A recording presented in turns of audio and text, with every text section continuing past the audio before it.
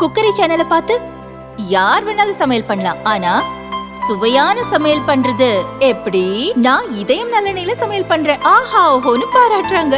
நீங்களும் இதயம் நல்லெண்ணெயில சமையல் பண்ணுங்க, பாராட்ட வாங்குங்க.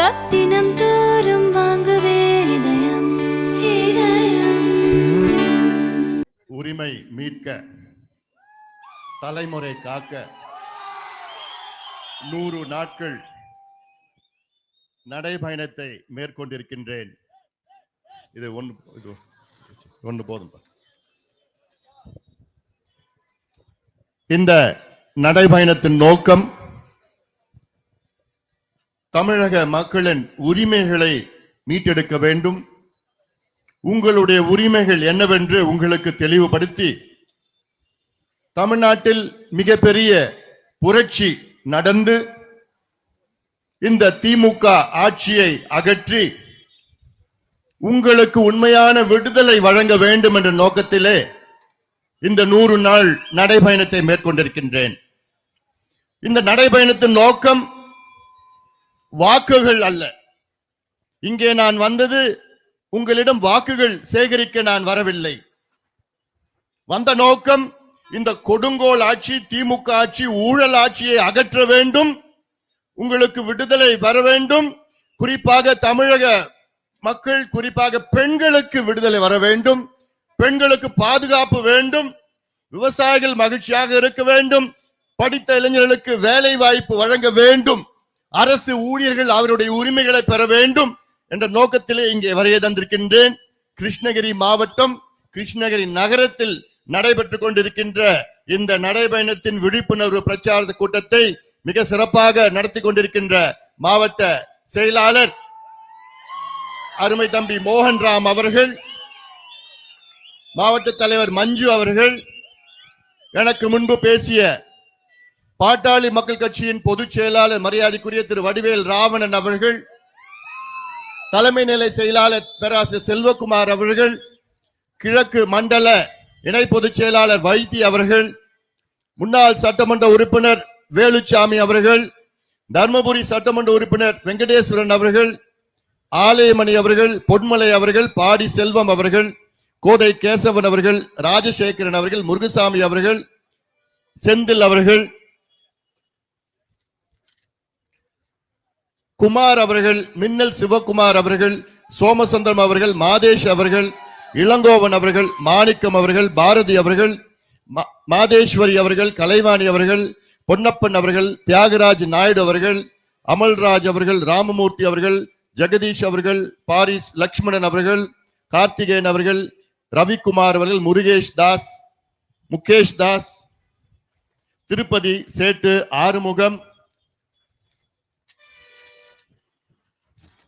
மற்றும் பவுன்ராஜ், கோவிந்தன், திம்மராயன், சங்கர், வேலு, சிவா, அருள், நவீன், கார்த்திக், பழனி, கோட்டை மாதேஷ், சரவணன் செட்டியார், டயர் இலியாஸ் பாய், கிருஷ்ணமூர்த்தி கவுண்டர், பிரபு காந்தி, நிதிஷ்குமார், ரமேஷ், சென்ராயன், சந்திரசேகர், ராமச்சந்திரன், ராமன், செவ்வந்தன், மாது, ஆட்டோ சங்கர், முத்துக்குமார், நாகராஜ், ஜெயச்சந்திரன், சதீஷ், பழனி, மஞ்சுநாத், ராஜ்குமார், பீமன், பத்மநாபன், கணேசன், வேலு, சந்திரசேகர், பரசுராமன், அனுமுகுந்தன், நாகராஜ், வேல்முருகன், தங்கவேல், பிரபு, தியாகராஜன், கார்த்திகேயன், ரஜினி, கோவிந்தன், எஸ் ரவி, பாலகிருஷ்ணன், விருமாண்டி, கந்தன், லக்ஷ்மணன், பாண்டியன், சின்னப்பையன், பெரியசாமி, ரஞ்சித், சார்ல்ஸ், லிங்கேஸ்வரன் அவர்கள் உள்ளிட்ட மேடையில் இருக்கின்ற அனைத்து நிலை நிர்வாகிகளுக்கும் என்னை அன்போடு, பாசத்தோடு, எழுச்சியோடு வரவேற்ற என் தம்பிகளே, என் தங்கைகளே, என் சகோதரிகளே, அண்ணன்மார்கள், தாய்மார்கள், பெரியோர்கள், ஊடக நண்பர்கள், விவசாய பெருமக்கள், வியாபார பெருமக்கள், காவல்துறை நண்பர்கள் உள்ளிட்ட என் உயிரினும் மேலான அன்பு பாட்டாளி சொந்தங்களே, உங்கள் அனைவருக்கும் இந்த அன்புமணி ராமதாஸின் பணிவான வணக்கங்கள். உங்களை இன்று சந்திப்பதில் மிக்க மகிழ்ச்சி. சந்திப்பு நோக்கத்தை பற்றி நான் சொல்லியிருக்கின்றேன். ஒரு ஆட்சி மாற்றம் தமிழ்நாட்டில் வர வேண்டும். வரணுமா வேண்டாமா? வரணுமா வேண்டாமா? அதைவிட முக்கியம், வருகின்ற சட்டமன்ற தேர்தலில் யார் வர வேண்டும் என்பதை விட யார் வரக்கூடாது என்று முடிவு செய்யுங்கள். யார் வரணும்னு முடிவு பண்ணிக்கலாம், ஆனால் யார் வரக்கூடாதுன்னா யார் வரக்கூடாது? யார் வரக்கூடாது? திமுக வரக்கூடாது. அந்த முடிவை முதல்ல நீங்க எடுங்க. தமிழ்நாடு மக்கள் நீங்க தயவு செய்து எடுங்கள். திமுக மீண்டும் ஆட்சிக்கு வரக்கூடாது. அதற்கு எவ்வளோ காரணங்கள் இருக்கிறது. என்னால கிட்டத்தட்ட 10 மணி நேரம் பேச முடியும். ஏன் திமுக ஆட்சிக்கு மறுபடியும் வரக்கூடாதுன்னு 10 மணி நேரம் விட்டா நான் தொடர்ந்து பேசிட்டு இருப்பேன். ஆனா இதை முடிச்சுட்டு நான் அடுத்தது ஓசூர்ல போய் அங்க நடைபயணம் பண்ணணும். நான் அதனாலதான் சொல்றேன். நான் ஏன் இந்த மாவட்டம் எடுத்துக்கங்க. இந்த மாவட்டத்தில் உள்ள பிரச்சனைகள் குமார் பத்தி சொன்னாரு, இங்க முன்னாடி பேசினவங்க சொன்னாங்க. கிருஷ்ணகிரி மாவட்டம் எப்பேற்பட்ட மாவட்டம். இந்த மாவட்டத்தில் எவ்வளவு வாக்குறுதிகள் ஸ்டாலின் அவர்கள் ஆட்சி வருவதற்கு முன்பு கொடுத்தார்கள். அதுல ஒன்று கூட நிறைவேற்றல. ஒரே ஒரு வாக்குறுதி இந்த மாவட்டத்தில் கொடுத்து நிறைவேற்றல. இந்த மாவட்டத்துல மா விவசாயிகள் 1 லட்சம் ஏக்கர் மா சாகுபடி செய்கின்ற மாவட்டம் இந்த மாவட்டம் கிருஷ்ணகிரி மாவட்டம். 1 லட்சம் ஏக்கர். கடந்த ஆண்டு ஒரு டன் மாம்பழம் 22,000 ரூபாய் இல்ல 28,000 ரூபாய் வரைக்கும் போச்சு. ஆனா இந்த ஆண்டு ஒரு டன் மாம்பழம் 2,500 ரூபாய், 3,000, அதிகபட்சம் 4,000 ரூபாய். அந்த மாம்பழத்தை பறிக்க கூட இல்லை, விட்டுட்டாங்க. ஆனா அதை பறிச்சு எடுத்துட்டு போய் அது கூலி கூட ஆகல. இந்த மாங்கூழ் செய்யறவங்க எல்லாம் ஒரு மாஃபியா. சொன்னாங்க 500 கோடி இல்ல 2,000 கோடி இவங்க கும்பல் சம்பாதிச்சிருக்கிறது. இதுக்கு உடந்த யாருன்னா திமுக உடந்த. இதே போன்றுதான் கர்நாடகாவில் ஆந்திராவில் என்ன பண்ணிருக்கிறாங்க அந்த கவர்மெண்ட்ல. இதே நிலை தான் அங்கேயும். ஆனா அந்த கவர்மெண்ட்ல அவங்க அரசு ஊக்கத்தொகை 4,000 ரூபாய் ஒரு டன்னு மாம்பழத்துக்கு கொடுத்தாங்க. அது கவர்மெண்ட்யா? அது ஆட்சியா? ஆந்திராவில் சந்திரபாபு நாயுடு ஒரு டன் 4,000 ரூபாய் ஊக்கத்தொகை கொடுத்து அங்க கிட்டத்தட்ட 6,000 ரூபாய்க்கு ஒரு டன் மாம்பழத்தை அங்க விவசாயிடம் வாங்கி கிட்டத்தட்ட 10,000 ரூபாய் ஒரு டன். பரவாயில்ல. இங்க 4,000 ரூபாய், 3,000 ரூபாய், 2,500. ஆனா நம்ம மு.க. ஸ்டாலின் முதலமைச்சர், அவருக்கு ஒன்னும் தெரியல. விவசாயத்தை பத்தி ஏதாவது தெரியுமா அவருக்கு? எதை பத்தியும் ஒன்னும் தெரியாது. கவலை உங்க பத்தி கவலையா?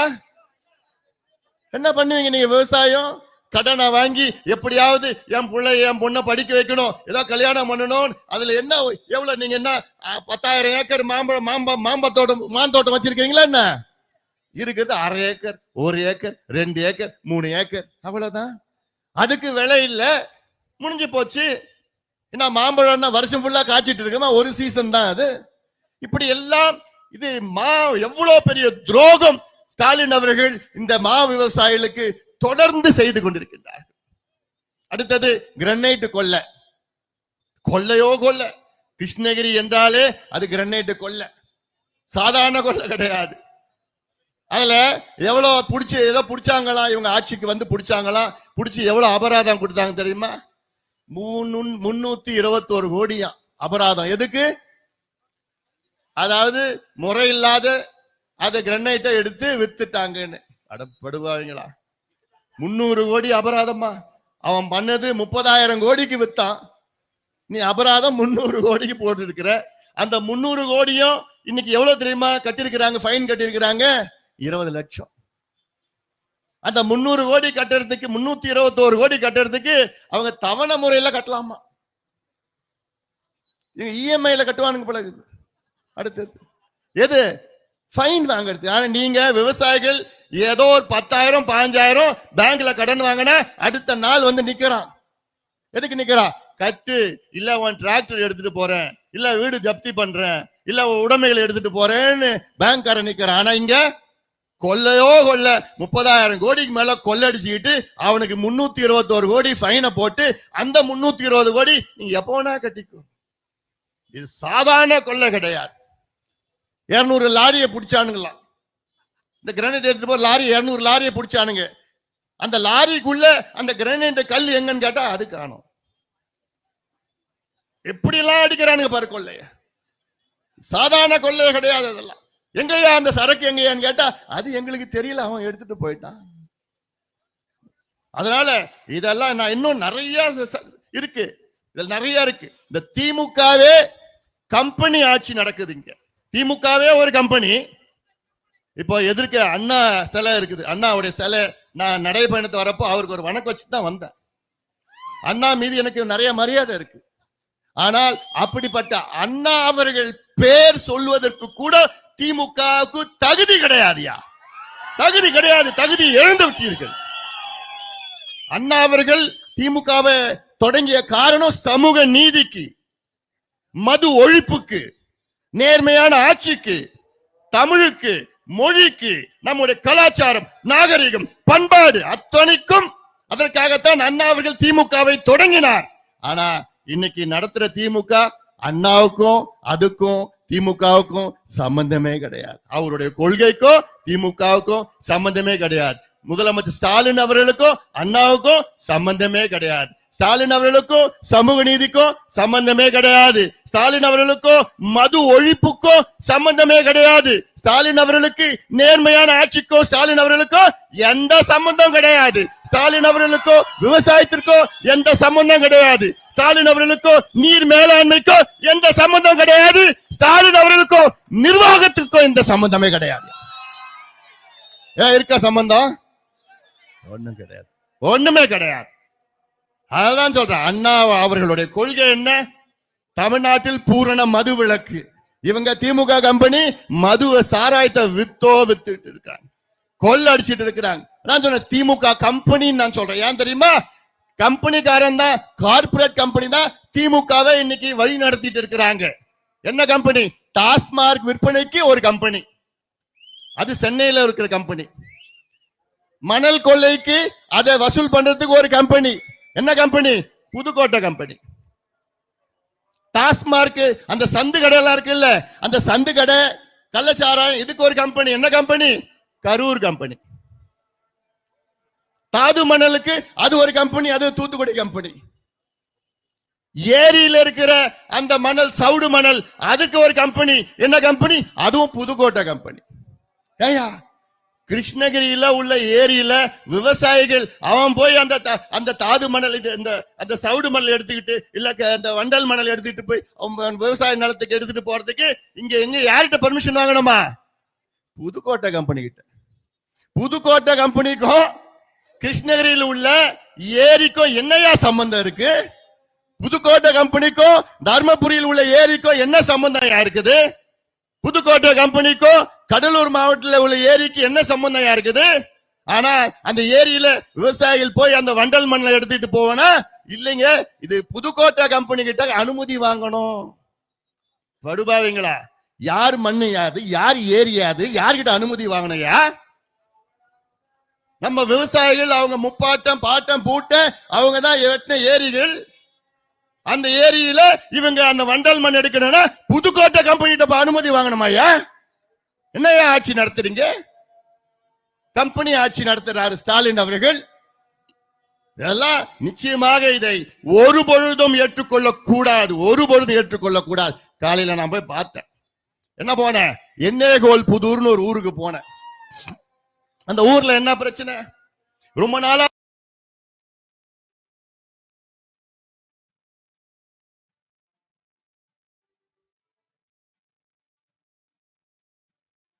செய்தார்கள். அதன் பிறகு அங்க இருக்கின்ற தும்பலி அணைன்னு ஒண்ணு இருக்கு, தருமபுரியில பாலக்கோடு ஒன்றியத்தில் இருக்கு. அந்த தும்பலி அணையில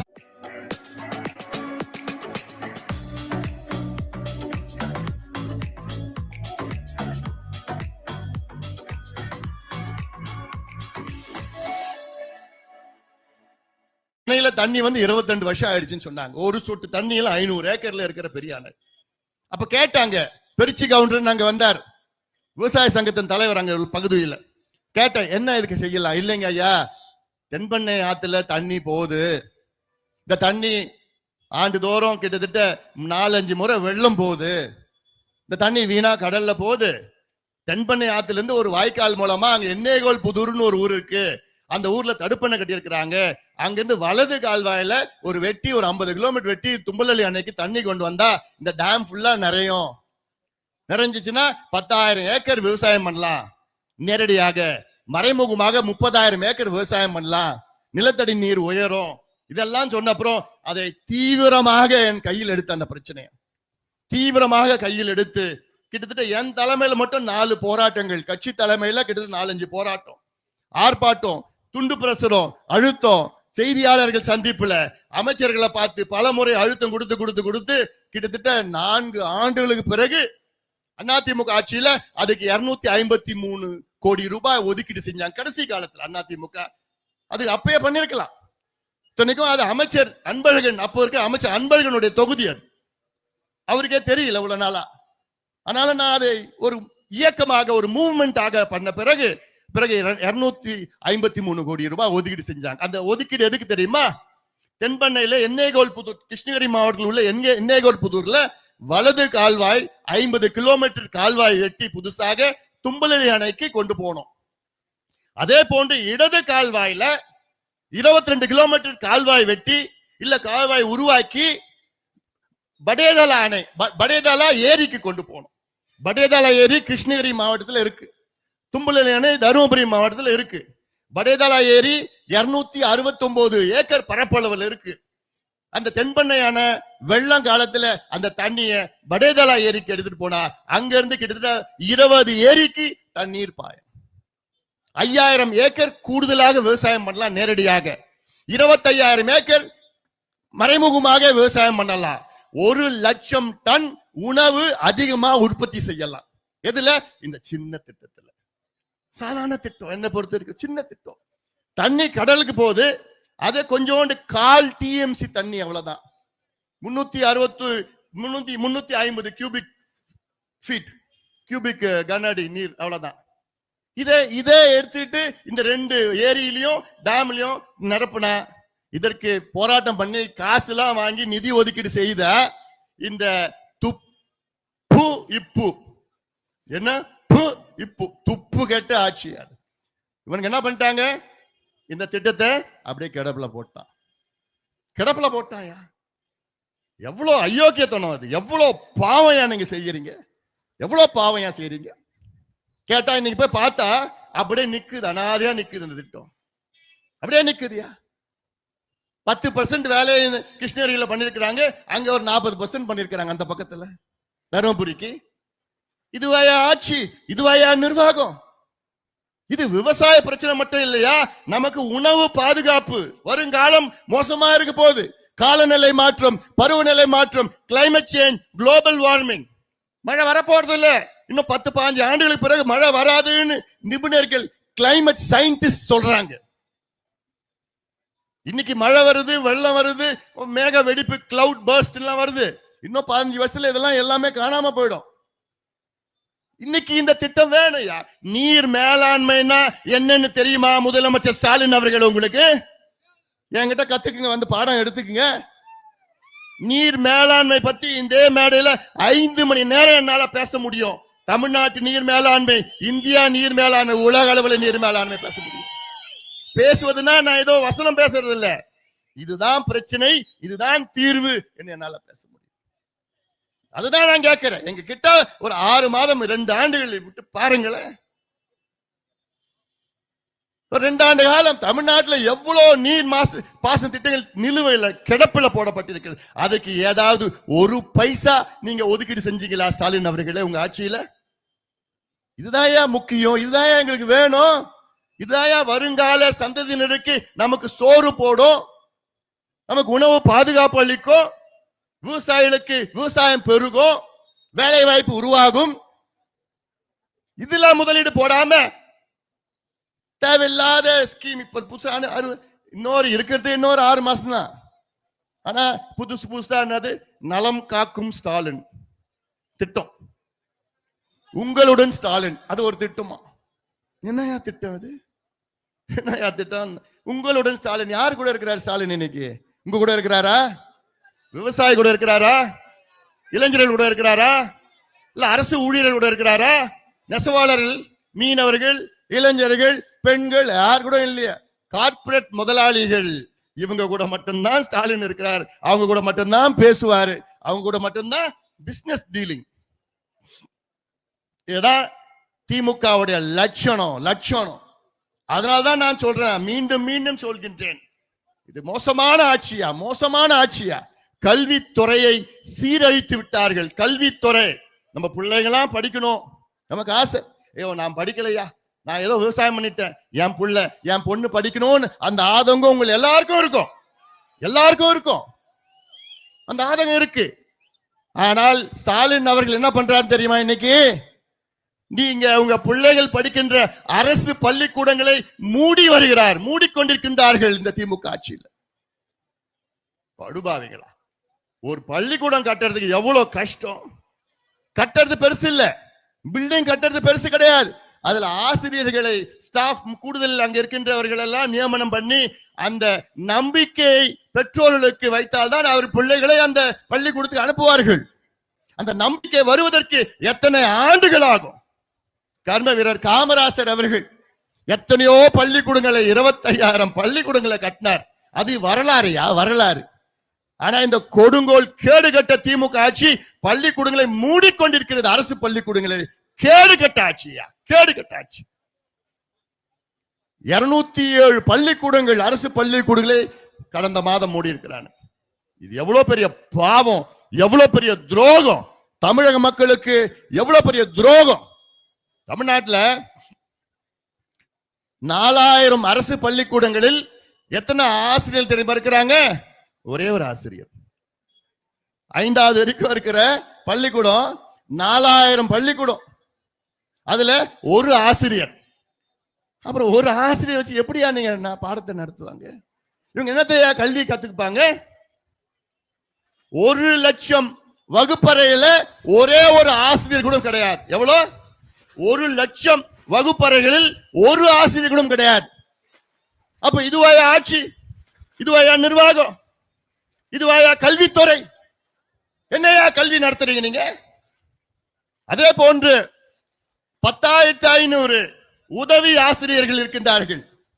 10,500, மொத்தம் 10,500 உதவி ஆசிரியர் பணியிடங்கள் இருக்கிறது.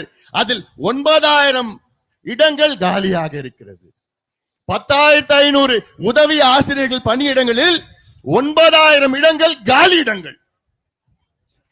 எவ்வளவு கேடுகட்ட ஆட்சியா, கேடுகட்ட ஆட்சி தமிழ்நாட்டில் திமுக ஆட்சி நடைபெற்றுக் கொண்டிருக்கிறது.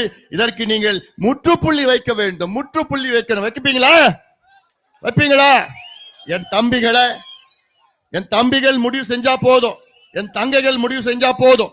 இதெல்லாம் நிச்சயமாக ஆட்சி மாற்றத்தை தமிழ்நாட்டிலே உறுதியாக நடைபெற்று ஆக வேண்டும். இல்லைன்னா தமிழ்நாட்டில் உள்ள பெண்களே, உங்ககிட்ட நான் கேட்கறது என்ன?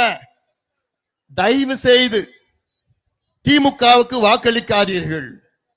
ஏன்னா உங்கள் பிள்ளைகளை பற்றி ஞாபகம் வைத்துக் கொள்ளுங்கள். உங்கள் பிள்ளைகள், பேர பிள்ளைகளுடைய வாழ்க்கை பிரச்சனை இது. இது ஏதோ ஆட்சி பிரச்சனை கிடையாது. இது யாரோ யார் ஆளணும் ஆளக்கூடாதுன்னு கிடையாது. தமிழ்நாட்டோட பெற்றோர்களே, பெண்களே, தாய்மார்களே, உங்கள் பிள்ளைகளுடைய எதிர்காலத்தை நம்பி நினைத்து பாருங்கள். இந்த கொடுங்கோல் திமுக ஆட்சி வந்த பிறகுதான் இந்தியாவிலேயே அதிக மது விற்பனை, இந்தியாவிலேயே அதிக போதை பழக்கம் இருக்கின்ற மாநிலம் தமிழ்நாடு. இந்த கொஞ்ச நாள்ல தமிழ்நாடு பேரை மாத்த போறாங்க. தெரியுமா? தெரியுமாடா? தமிழ்நாடு பேரை மாத்த போறாங்களா? என்னன்னு?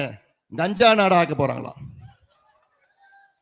ஏன்னா இது எங்க பார்த்தாலும் கஞ்சா கிடைக்குது, எங்க பார்த்தாலும் போதை மாத்திரை, போதை ஊசி எங்க பார்த்தாலும் கிடைக்குது, சரளமா கிடைக்குது. ஸ்டாலின் அவர்களுக்கு அதை பத்தி கவலை இல்லை. ஏன்னா அவங்களுக்கு எல்லாத்துக்கும் காசு வருது. யாரு இது? இது விற்கிறதே யாரு? திமுக தான் விற்கிறான். ஜாஃபர் சாதிக். ஜாஃபர் சாதிக் பேரு ஞாபகம் கேள்விப்பட்டீங்களா? 6 மாதத்துக்கு முன்பு அவனை பிடிச்சானுங்க, கையங்களவா பிடிச்சானுங்க. அவன் யாருன்னா திமுகவுடைய நிர்வாகி. என்ன பொறுப்புல இருக்கிறான்? அயலக, எவ்வளவு பெரிய ஒரு போஸ்ட். அயலக செயலாளரா, மாநில செயலாளரா. யாரு? ஜாஃபர் சாதிக். திமுகவுடைய மாநில அயலக செயலாளர் ஜாஃபர் சாதிக். அவனை பிடிச்சானுங்க. எங்க? டெல்லியில இருந்து பிடிச்சானுங்க. பிடிச்சிட்டு விசாரணை பண்ணா 3000 கோடி ரூபாய்க்கு போதை மாத்திரை வித்திருக்கிறான். 3000 கோடி ரூபாய்க்கு. இந்த போதை மாத்திரை எங்கெங்க போகுது? கிராமத்துக்கு போகுது, நகரத்துக்கு போகுது, பள்ளிக்கூடம் வாசல்ல விற்கிறான், கல்லூரி வாசல்ல விற்கிறான். இதுல யார் பசங்க, யார் விற்கிறான், யார் சாப்பிடறான்னு தெரியல. அதனாலதான் நான் சொல்றேன், தமிழ்நாட்டோட பெற்றோர்களே, திமுக மீண்டும் ஆட்சிக்கு வந்தாங்கன்னா உங்க பிள்ளைகளை மறந்துடுங்க, பேர பிள்ளைகளை மறந்துடுங்க. அவங்க வாழ்க்கை முடிஞ்சு போச்சு, இப்பவே முடிச்சுட்டாங்க. மீண்டும் வந்தாங்கன்னா முழுசா நீங்க மறந்துடணும். ஞாபகம் வச்சுக்கோங்க, இந்த இவங்க திமுக காரங்க காசுக்காக என்னவனா பண்ணுவாங்க, என்னவனா விற்பாங்க, என்னவனா பண்ணுவாங்க, எப்படி துரோகம் பண்ணாலும் பண்ணுவாங்க. வசனம் பேசுவாங்க, நாடகம் நடிப்பாங்க. இப்ப வர்றாரு ஸ்டாலின். நேத்து தருமபுரியில பேசுறாரு. நேத்து தருமபுரிக்கு வந்தாரு. நான் ஒரு அறிக்கை விட்டேன். தருமபுரியில அங்க காவிரி ஒகேனக்கல் காவிரி உபரிநீர் திட்டத்தை அறிவிங்கன்னு ஒரு அறிக்கை விட்டேன். அதை பத்தி கவலையே கிடையாது, கவலையே இல்லை. ஆனா பேசுறாரு, நாங்கள் 100 விழுக்காடு தேர்தல் வாக்குறுதிகளே நிறைவேற்றினோம். அப்படியா? என்னத்தை நிறைவேற்றினா? 100 விழுக்காடு எங்க நிறைவேற்றினாங்க? பஞ்சாப்லயா, ஹரியானாவிலையா, ஆந்திராவிலையா, தமிழ்நாட்டில? தெரியல, தமிழ்நாட்டில இல்ல. அதுக்கப்புறம் 98 விழுக்காடு நிறைவேற்றிட்டாங்களாம். இதெல்லாம் என்னையா வசனம்? யார் யார் நம்புவா? யார் நம்புவா? நீங்க நம்புவீங்களா? பட்ட நாமம் ஒன்னுத்தையும் கிடையாது. மாசம் மாசம் நாங்க கரண்ட் கணக்கெடுப்பு நடத்தினாங்களா? ஒண்ணும் கிடையாது. மாதம் உங்களுக்கு கரண்ட் பில் எடுத்தாங்கன்னா உங்களுக்கு கிட்டத்தட்ட 40 விழுக்காடு உங்க கரண்ட் பில் குறையும். 40 விழுக்காடு. இந்த யோசனையை முதல் சொன்னது யாரு? பாட்டாளி மக்கள் கட்சி தான் சொன்னது. நாங்கள் ஆட்சிக்கு வந்தவுடன் நீட்டு தேர்வை ஒரே வாரத்தில் ரத்து. அப்பாவும் பிள்ளையும் தெருவா பேசினாங்க. ரத்து பண்ணாங்களா? 4.5 ஆண்டுகள் ஆகிறது. இப்ப சொல்றாங்க நாங்க ரத்து பண்ணுவோம்னு சொல்லல, முயற்சி பண்ணுவோம்னு. வெண்ண அது முதல்ல சொல்லிட்டு போக வேண்டியதானே? முதல்ல சொல்லிட்டு போக வேண்டியதானே நாங்க முயற்சி பண்ணுவோம்னு? அப்படியே வசனம் பேசுனீங்க. பத்தா ஒரே வாரத்துல ரத்து பண்ணீங்களா? கீழ்ச்சிங்களா? ஒன்னொன்னுக்கும் வந்து அரசு ஊழியர்களுக்கு நாங்கள் பழைய ஓய்வூதியத்தை நாங்கள் கொடுப்போம் வச்சாங்க. அப்புறம் ஆப்பு அவ்வளோ அரசு ஊழியர்களும் ஆசிரியர்களும் கோபத்துல இருக்கிறான், காத்துட்டு இருக்கிறான். எப்படா வரும் தேர்தல் வைக்கிறோம், கோபத்துல இருக்கிறாங்க. அவங்க கேட்டது என்ன கேட்டாங்க? பழைய ஓய்வூதியம் கொடுங்கய்யா, 2003 முன்பு இருந்த ஓய்வூதியத்தை கொடுங்கய்யான்னு தான் கேட்டாங்க. இது ஒரு சாதாரண விஷயம், சாதாரண செயல். இது ஏன் நான் சாதாரணமா சொல்றேன்? இந்தியாவில் 7 மாநிலங்கள்ல அங்க பழைய ஓய்வூதியம் அங்க இருக்கின்ற அரசு ஊழியர்களும் ஆசிரியர்களும் கொடுக்கிறார்கள். 7 மாநிலங்கள். வெஸ்ட் பெங்கால் கொடுக்கிறார், கர்நாடகா, சத்தீஸ்கர், ஜார்க்கண்ட், ஹிமாச்சல் பிரதேஷ், பஞ்சாப், ராஜஸ்தான். இந்த மாநிலங்கள்ல பழைய ஓய்வூதியம் கொடுக்கிறாங்க. உன்னால ஏன் கொடுக்க முடியல? ஏன்? அப்ப எதுக்கு வாக்குறுதி கொடுத்த? எதுக்கு ஏமாத்துற? அதனால இதெல்லாம் நீங்கள் தமிழக மக்கள் நீங்கள் சிந்திக்க வேண்டும். இது சாதாரண ஏமாத்து வேலை கிடையாது. ஒவ்வொரு துறையும் ஏமாத்து. விவசாயிகளுக்கு 11 வாக்குறுதி கொடுத்தாங்க. விவசாயிகளுக்கு ஒன்று கூட நிறைவேற்றல. ஒரே ஒரு வாக்குறுதி கூட நிறைவேற்றல. சமூக நீதி எங்கள் உயிர் மூச்சு. நான் தந்தை பெரியாருடைய பேரன், அண்ணாவுடைய தந்தை பெரியாருடைய கொள்ளு பேரன், அண்ணாவுடைய பேரன், கலைஞருடைய பையன். யார் சொல்றது? ஸ்டாலின். ஸ்டாலின் அவர்களே, உங்களுக்கும் சமூக நீதிக்கு என்னையா சம்பந்தம் இருக்கு? உங்களுக்கும் சமூக நீதிக்கு எள்ளளவு சம்பந்தம் இருக்காயா? சமூக நீதி என்ற வார்த்தைக்கு ஸ்டாலின் அவர்களுக்கு அர்த்தம் தெரியுமா? நிச்சயமா கிடையாது, நிச்சயமா கிடையாது. நான் அடிச்சு பேசுவேன், நான் விவாதம் பண்ண நான் தயாரா இருக்கிறேன். எந்த மேடைக்கு வேணா நான் வரேன். திமுக காரங்களே நீங்களே மேடை போடுங்க, என்ன கூப்பிடுங்க, நான் வரேன். தனியா வரேன், என் கூட யாரும் வரமாட்டாங்க. நான் விவாதம் பண்றேன், நான் வரேன். சமூக நீதி பத்தி பேசலாம், தமிழ்நாட்டில் சாதிவாரி கணக்கெடுப்பு பத்தி பேசலாம், 69 விழுக்காடு இடஒதுக்கீடு பத்தி பேசலாம். நான் தயாரா இருக்கிறேன். நீங்க வரீங்களா? யார் வேணா வருங்க. வரமாட்டாங்க. ஏன்னா அவங்களுக்கு அது எதுவும் தெரியாது. திமுகவுக்கும் சமூக நீதிக்கும் சம்பந்தம் கிடையாது. திமுகவுக்கும் விவசாயத்துக்கும் சம்பந்தம் கிடையாது. திமுகவுக்கும் வேலை வாய்ப்புக்கும் சம்பந்தம் கிடையாது. கிருஷ்ணகிரி மாவட்டத்தில் எவ்வளவு தொழிற்சாலைகள் இருக்கு. இந்த தொழிற்சாலைகளை நீங்க எல்லாம் போய் கேட்டா வேலை கொடுக்குறானுங்களா? அப்ளிகேஷன் போட்டா வேலை கிடைக்குதா உங்களுக்கு? இல்ல.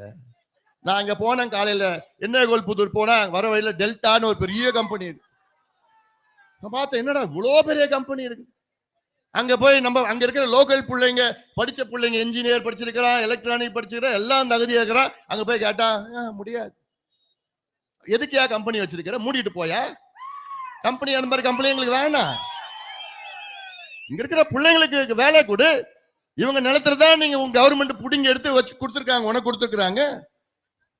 அவனுக்கு வேலை இல்லைன்னா நீ கம்பெனி நடத்தாத. இங்க இதே திமுக ஆட்சி வருவதற்கு முன்பு ஒரு வாக்குறுதி கொடுத்தான், பொய் வாக்குறுதி. என்ன கொடுத்தாங்க? நாங்கள் ஆட்சிக்கு வந்தவுடன் தமிழ்நாட்டில் உள்ள தனியார் நிறுவனங்களில் 75 விழுக்காடு வேலை வாய்ப்பை உள்ளூர் இளைஞர்களுக்கு வழங்குவ நாங்கள் சட்டத்தை கொண்டு வருவோம். சட்டம் கொண்டு வருவானுங்களா வாடுபாவீங்களா? எவ்வளவு ஏமாத்துவ? தமிழ்நாட்டுல 1,30,00,000 இளைஞர்கள், படித்த இளைஞர்கள் வேலை இல்லாம சுத்திட்டு இருக்கிறான். 1,30,00,000 இளைஞர் வேலை இல்லாததால அவன் எங்க போறான்? கட்டிங் பண்றான், ஏதோ போறான். அவன் வேலை இருந்ததுன்னா இதெல்லாம் பண்ண மாட்டாயா? வேலை வாய்ப்பை கூடியா? ஆக இப்படி ஒரு மோசடி அரசு திமுக அரசை வீட்டுக்கு அனுப்ப வேண்டும். இது காலத்தின் கட்டாயம். உங்களுடைய எதிர்காலம், உங்கள் பிள்ளைகளுடைய எதிர்காலம், விவசாயிகளுடைய எதிர்காலம். இது விவசாயிகளுடைய எதிர்காலம். எல்லாம் சிந்தியுங்கள். சிந்தித்து தமிழக மக்கள், இது ஜாதி பிரச்சனையோ மதம் இனம் மொழி பிரச்சனையோ கிடையாது. இது இந்த கட்சி அந்த கட்சி, இவங்க அவங்க, இந்த ஜாதி அந்த மதம், அதெல்லாம் கிடையாதுயா. இது உங்கள் எதிர்காலம், உங்கள் பிள்ளைகள், உங்கள் பேர பிள்ளைகள், உங்களுடைய வருங்கால சந்ததியினருடைய எதிர்காலம் இது. அதனால்தான் இந்த நடைபயணம். தலைமுறைகளை காப்போம், நம்முடைய உரிமைகளை மீட்டெடுத்து வருகின்ற தலைமுறைகளை காக்க வேண்டும், பாதுகாக்க வேண்டும் என்ற ஒரே நோக்கம் தான் இந்த அன்புமணியுடைய நோக்கம். அதற்காகத்தான் இந்த நடைபயணத்தை நான் மேற்கொண்டிருக்கின்றேன். மீண்டும் சொல்கின்றேன், நான் இங்க ஓட்டு கேட்க நான் வரல. நான் ஓட்டு கேட்க வரல. உங்களுக்கு எவ்வளவு உரிமைகள் இருக்கிறது. உங்களுடைய உரிமைகள் எல்லாம் இன்னைக்கு நம்முடைய இந்தியாவின் அரசியல் சாசனம், கான்ஸ்டிடியூஷன். உங்கள் பிசினஸை கோட்டக் சாலிட்டர் பிசினஸ் சொல்யூஷன்ஸ் உடன் வளர்த்துக் கொள்ளுங்கள். We are working capital trade and forex solutions மற்றும் ஒரு இலவச பிசினஸ் கிரெடிட் கார்டு பெறுங்கள். நான் சேகர் ஸ்நாக்ஸ் இன்டர்நேஷனல் ஆக்க போறேன். அது ஒரு பெரிய இன்வெஸ்ட்மெண்ட். முடியுமா? கண்ணா, சாக்லேட் திங்கிறவன் கடலை முட்டாய் ஏன் திம்பா? என்ன பட்ஜெட் கண்ணா? சார், இந்தியாவுல எக்ஸ்பேண்ட் பண்றோம்ல, போர்வைக்கு ஏத்த மாதிரி காலை நீட்டணும். காலை நீட்டியாச்சு, போர்வை தான் வேணும். போர்வையா? உங்கள் பிசினஸை கோட்டக் சாலிட்டர் பிசினஸ் சொல்யூஷன்ஸ் உடன் வளர்த்துக் கொள்ளுங்கள். We are working capital trade and forex solutions மற்றும் ஒரு இலவச பிசினஸ் கிரெடிட் கார்டு பெறுங்கள். துணிஞ்சா முடியும். ராத்திரில விட்டுருங்க, பகல்ல பாதுகாப்பு கிடையாது. 4 வயசு குழந்தையும் கொடுத்துட்டு போறான், 80 வயசு பாட்டியும் விட்டு வைக்கிறது இல்லை. ஏன்னா அப்படிப்பட்ட ஒரு சூழலை உருவாக்குகிறார்கள் திமுக ஆட்சியில். என்ன சூழல்? தெரு தெருவா சந்து கடை சாராயத்தை குடிச்சு அவன் என்ன பண்றான் அவனுக்கே தெரியல. வீதி வீதியிலே கஞ்சா, அபின், cocaine, heroin, LSD, methyl amphetamine, என்னென்ன அமெரிக்காவில் போதை மாத்திரை, போதை பழக்கம், போதை மருந்து, போதை பவுடர் என்னென்ன கிடைக்குதோ அத்தனையும் தமிழ்நாட்டிலே தெரு தெருவா வித்துட்டு இருக்கிறாங்க. இதற்கு எல்லா காரணம் யாரு? முதலமைச்சர் ஸ்டாலின். முதலமைச்சர் ஸ்டாலின் அவர்கள். ஆனா அது பொறுப்பேற்றுப்பாரா? ஏன் நான் கேட்கிறேன், எல்லாத்துக்கும் விளம்பரம் படுத்துட்டீங்க, ஏன் டாஸ்மாக் கடையில ஏன் உங்க படம் இல்லை உள்ள? ஒரு பக்கம் உங்க படத்தை போடுங்க, இன்னொரு பக்கம் கலைஞர் படத்தை போடுங்களேன். ஏன் போடுங்களேன்? ஏன் போட மாட்டீங்க? போடுங்களேன். அதுவும் அரசு விற்கிறீங்க, நீங்க தானே விற்கிறீங்க டாஸ்மார்க்கு. ஒரு பக்கம் ஸ்டாலின் படம், ஒரு பக்கம் கலைஞர் படம் உள்ள போடுங்களேன். தைரியம் தான் போடுங்க. போடுவாங்களா? இல்ல. ஏன்? அவங்களுக்கு தெரியும் விற்கிறதே தப்புன்னு தெரியுது. அப்ப விற்கிறது தப்புன்னு நேரம் ஆயிடுச்சா? போறதுக்கு 1 மணி நேரம் ஆயிடும். உசூர் போனோம். அதனால இதெல்லாம் நினைச்சு சிந்தித்து பார்க்கணும். இந்த ஆட்சி மாற்றம் தமிழ்நாட்டில் அவசியமானது. உங்களுடைய எதிர்காலத்தை நம்பி, குறிப்பாக நான் சொல்வது இளைஞர்கள், பெண்கள், விவசாயிகள், நெசவாளர்கள், அரசு ஊழியர்கள், ஆசிரியர்கள், மீனவர்கள், தொழிலாளர்கள், மாணவர்கள், படித்த பட்டதாரிகள், இதெல்லாம் அத்துணை வர்க்கமும், உழைக்கின்ற வர்க்கமும் எல்லாம் ஒன்று சேர்ந்து ஒற்றுமையாக வாருங்கள், எங்கள் பின்னால் வாருங்கள், எங்களுக்கு ஆதரவு தாருங்கள். இந்த கொடுங்கோல் திமுக ஊழல் ஆட்சி, பெண்களுக்கு எதிரான ஆட்சி, சாராய ஆட்சி, கஞ்சா ஆட்சியை அகற்றுவோம், அகற்றுவோம். திமுக ஆட்சியை அகற்றுவோம், அகற்றுவோம் என்று நீங்கள் எல்லோரும் ஒரு மனதாக ஒற்றுமையோடு நீங்கள் எங்கள் பின்னால் வாருங்கள். உங்கள் உரிமைகளை மீட்டெடுக்கத்தான் இங்கே நான் வருகை தந்திருக்கின்றேன். நாம் எல்லோரும் ஒன்றிணைவோம். ஊழல் திமுக ஆட்சியை வீட்டுக்கு அனுப்புவோம். ஊழல் திமுக ஆட்சியை வீட்டுக்கு அனுப்புவோம். நாம் உரிமைகளை மீட்டெடுப்போம், மீட்டெடுப்போம். நன்றி.